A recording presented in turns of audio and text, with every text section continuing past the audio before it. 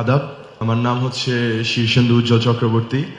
আমার প্রশ্নটা হচ্ছে যে প্রিভিয়াসলি একজন বলেছেন যে আপনারা একটি ইসলামিক বেসড পলিটিক্যাল পার্টি।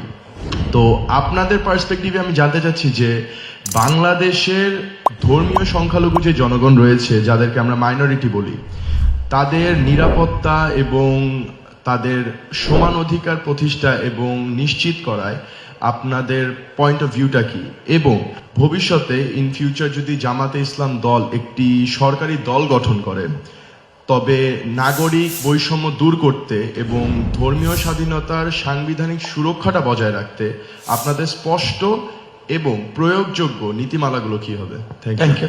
উনি একটা কনসার্ন এক্সপ্রেস করেছেন যে বাংলাদেশে মুসলমানরা হলো সংখ্যায় মেজরিটি, যদি আমরা ধর্মের দিক থেকে বিবেচনায় নেই। এখানে আরো অন্যান্য ধর্মের লোকেরা আছে যাদেরকে উনি বলেছেন যে বলা হয় মাইনরিটি। প্রথম কথা হলো, আমরা কোনো মেজরিটি মাইনরিটি স্বীকার করি না। আমরা বলি যে under our proud constitution every citizen who borns here and who lives here, everyone will enjoy equal rights. ধর্মের ভিত্তিতে রাইটস নির্ধারণ হবে না, নাগরিকত্বের ভিত্তিতে রাইটস নির্ধারণ হবে, নাম্বার ওয়ান। নাম্বার টু হচ্ছে, এই মেজরিটি মাইনরিটিটা আসছে কোত্থেকে? এটা কিন্তু উন্নত বিশ্বে নাই। এই টার্মটা অ্যাপ্লাই করা হয় those who are colonial states.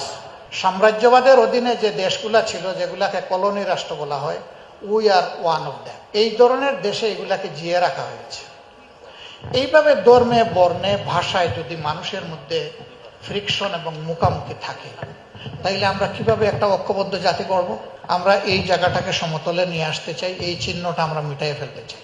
এখানে পজিশনটা হতে হবে সেফ, সিকিউরড অ্যান্ড ইকুয়াল। আমরা এটা অ্যাসার্ট